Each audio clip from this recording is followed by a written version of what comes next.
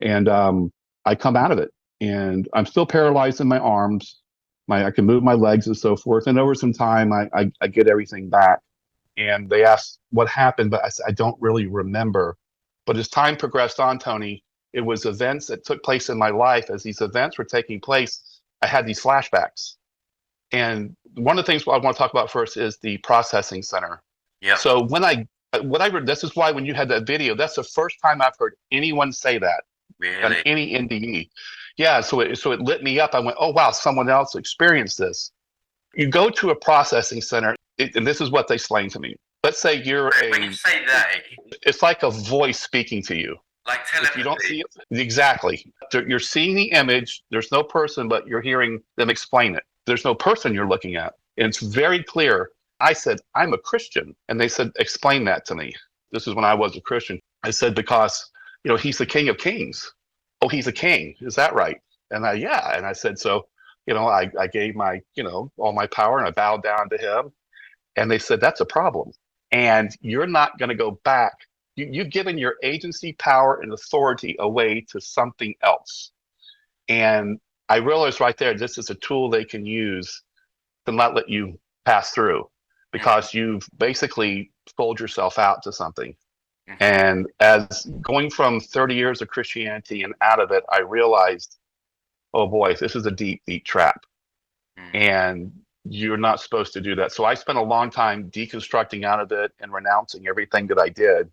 But it was a very scary thing, because, what they're asking you, what do you declare as you come across? But you just can't go back home while you're there. And if you're there and you've committed some serious crimes against other beings, there's a problem.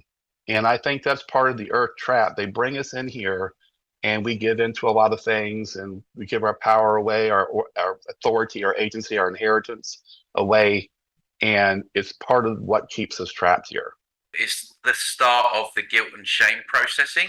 Exactly. Yes. So you arrive at the processing center, and then already they're just making noise. That's the problem, and you did this. So it's Yes. already kind of starting the program. It is. As being a Christian as I was at the time, why am I here? I'm supposed to be going off to heaven. It's supposed to be at the pearly gates. That's right. But as they tell you, you've done some things here we got to talk about.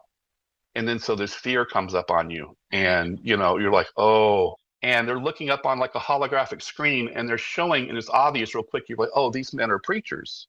Okay. And they're showing them doing baptisms, they're showing them doing all this healing stuff. And as I'm watching the line, I noticed all the men have a book in their hand, and I assume it was the Bible, of course. And I'm like, oh, here's these men getting their reward. And so I'm watching it, but then I watch their heads go down, and then just they're carted off one by one.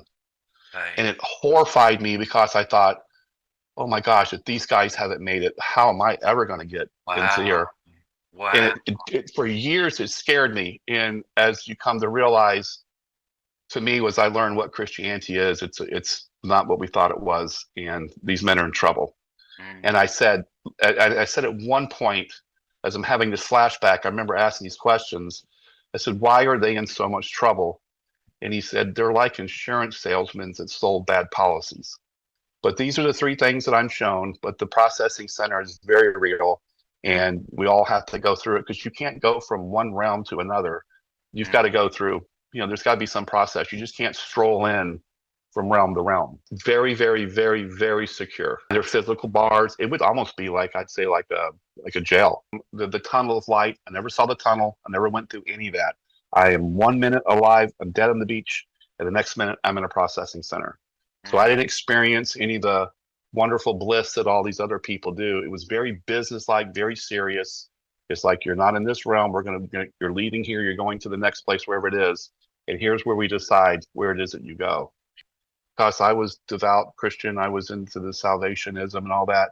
And that took me right out of it. And when this whole thing was going down, and you're praying and praying and praying every day, and I get to the point to realize that God is just the most evil bastard that's ever freaking existed. And I take my Bible and shred it apart. And I am so mad, Tony, that I taught jiu-jitsu for 22 years. and did MMA fighting and all that nonsense. So I can get upset sometimes. I know how to whatever. So Yeah. I got so mad, Tony, that I stripped my clothes off at 2 o'clock in the morning, went out in the backyard with a knife, and said, Yahweh or Jehovah, whatever you are, get your ass down here. I'm going to gut you. I was that angry that Yeah. I had believed in this thing for so long, and this entity is just a giant effing psychopathic. Ugh. Yeah. It's a demiurge, like this Caritas entity that we assume that it is so evil, and there is something above him that's good. Why do they not come help? You Yeah. know? And so my answer to that is this: if we are really the creators ourselves, then it's up to us to do this. There's no one coming. Absolutely. Absolutely. Yeah, if Yeah. One. I don't think they do, the creator Barbelos or Theo, however we want to, whatever Greek name we want to use for her, and in the pleroma, the monad, whatever it is, only operates through us. Mhm. Doesn't operate outside of us. Yeah. So if we're not going to do it, it ain't getting done. Yeah, absolutely. I'm due to make a video about the whole abandonment of God that people are talking about, and I agree 100% that we are the saviors, all of us. That we Yes. have that essence within us, and it's up to us to bring this down. And Yep. yeah, it was this fascinating story that you've just told there. So just to kind of like wrap it up, you obviously Yes. you recovered well, and do you still get flashbacks now, or have they kind of stopped? It kind of stopped. I mean, I just now kind of processed the whole thing, trying to tie everything together. Why I'm showing little snippets of different things there. And I think it leaves me with this conclusion, Tony. Like I said, I've had people ask me, well, Todd, why does this higher entity not come here? And I don't know if I'm being told this or in my being, is that she's in a realm of incorruptibility. If she was to leave that realm and come here, she wouldn't be able to return because it's incorruptible, Mm. and that's why it's up to us to do it. I kind of see it like this custody battle with the demiurge trying to. If you want to hurt a woman, the best way to do it is to hurt her children, and that tears a mom apart. And for this entity to do all this damage it's doing to the earth and to everything, like all the spring and everything, it's just really, it's like he's attacking her. Mm. And Yeah. that's why I think it's up to us to defend her and to.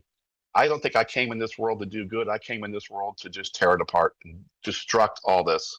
I absolutely feel the same, and yeah, I just came off another podcast earlier where I got asked a question. How do you find joy here? And I was thinking about, I thought about it, like, I'm not searching joy. I'm not Mm-mm. searching joy and happiness. The joy and the fulfillment I get is by speaking the truth, by helping others learn where we are, learning myself. I don't know everything, and like you say, this has got to end. What is going on here has got to end. Yes. Not just for Sophia, but for all the souls that are trapped in that afterlife, earth-like plane. And Yes. the more that we can embody what you mentioned there, that essence within us, that Hmm. realize that we are what we've been waiting for. Yes. I think this can all turn on a dime, because one human soul is extremely powerful. You get hundreds of Hmm. thousands, millions.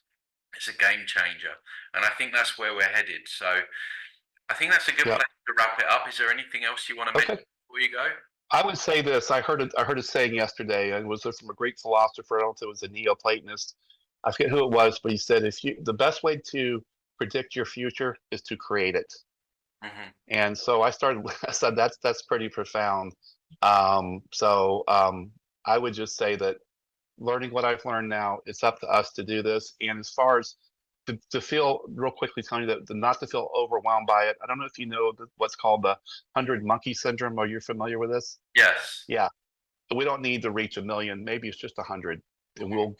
we'll get collective consciousness from it. So maybe it's not such a overwhelming task as bad as we think it is. So yeah, I agree. I think you get enough people on board, and I'm yeah, seeing it. 10 years ago, there was very few people talking about the stuff that we're talking about now.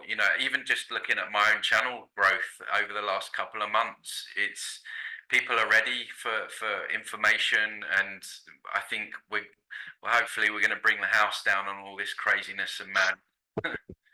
Yes, yeah. So that's my whole thing. I know it's chopped up a lot, and I tried to make it quick, but something that happened 22 years ago brought me here, so I'm thankful for it. So Yeah, no, great to hear your story and lovely to meet you. I can feel your yeah, energy. I can feel you're a caring soul, and it's good to have you on our team, so to speak. So, so yeah, guys, thanks for watching. And